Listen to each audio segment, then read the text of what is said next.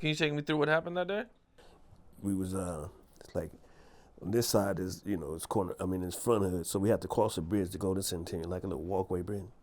But before we get there, we shooting dice, and then somebody like rode on the bike and they screamed out Piru and whatever, and we said cuz, and they started shooting. He took it to the head, and this was like, I mean I was in the 10th, he was in 11th, so 1980.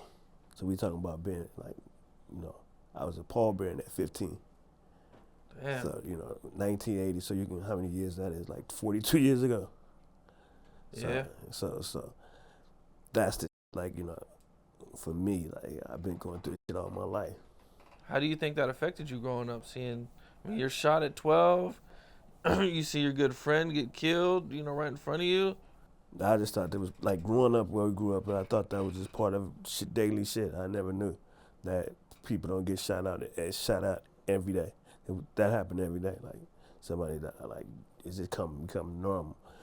It doesn't even and like man. I think I've been a part of it over 30 times. It really don't affect me no more like it used to. Like shit, okay. Like Norman, like you used to watch cartoons. Like you think of Norman getting up, but his brain was on the bridge. Like, but it still didn't affect me because I really thought it was gonna be like, okay, he got shot, but he ain't gonna die. But they kept him alive because they wanted to donate the organs and shit for like a week. Sheesh.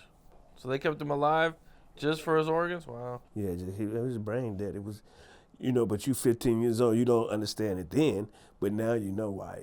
Like we just keeping them alive to donate the organs. That's like it's 1980. People like talk about they gang bang, they from this hood, man. Come on, man. It's a lot of dudes my age, just, say they gang bang, but they really didn't gang bang. They wasn't. Now it's like fashionable to be a gang member. It wasn't fashionable then because we really wore blue rags and really wore red rags. You know what I'm saying? You can identify who's a Crip and who's a Piru. We ain't even talking about Bloods and kind of because it was just Piru. This is before they like start talking Bloods. It was they Pirus. What year did your hood form? 70, 69, 70. Right when the Crips, Compton Crips. But my neighborhood came like right then, 70, 71. Like, so my big homies is 60 something years, damn near 70. I'm 57, they like 70. Okay, so they're about 10 years older than you? Okay. Yeah, I'm like the second, I had to be second or third generation. My big homie, like Michael Stone is, I don't know, Mike got to be damn near 65, right? 66. Mike could be about 64. 64. 64 going on 65. Yeah. What was high school like back then? You had mentioned that the school you went to was Crips and Bloods. Yeah, then I had to go to Compton. I went to Compton. It was all Crips. And we did shit. We ditched every day. But for me, I really wanted to like play ball and shit. So I did end up playing ball, play basketball. And then I got kicked out of Compton. So I ended up going to Paramount. I got kicked out for not going to school, like doing shit. But that was probably the best thing happened because if I wouldn't have got kicked out and go to Paramount, I probably would have been a full-fledged, like, still gang banging type shit. What do you think it was about the streets that kind of drew you into it? I mean, because back then we was like just some young dudes, like we all friends until the murder started happening. You know what's funny? Like my mother just passed away, like 99, like 6 months ago. But I buried more friends than my mother, who was 99 years old, than she buried. Damn. Like that's the shocking thing of growing up in the hood, claiming this neighborhood when you buried more friends than your mother.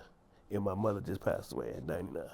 And, my mother used to say that too, like cause your parents at that time, like they don't know, I just remember like when I was like say 16, my mother like, why's your name on the wall? Like, she goes, why's your name on the wall with OPH, Corner Pocket Crip?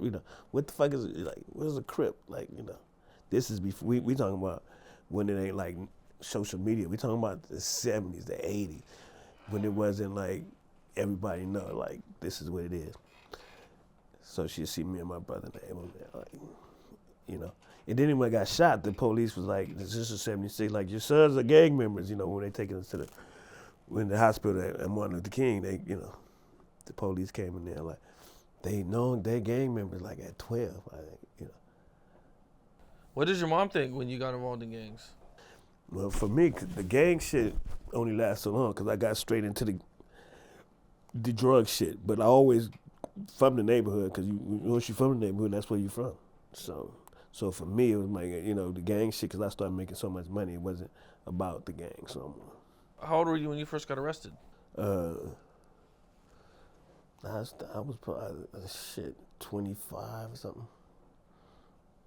All my shit was fair shit. Like I never got arrested for no like gang shit or none of that. Everything had to do with drugs.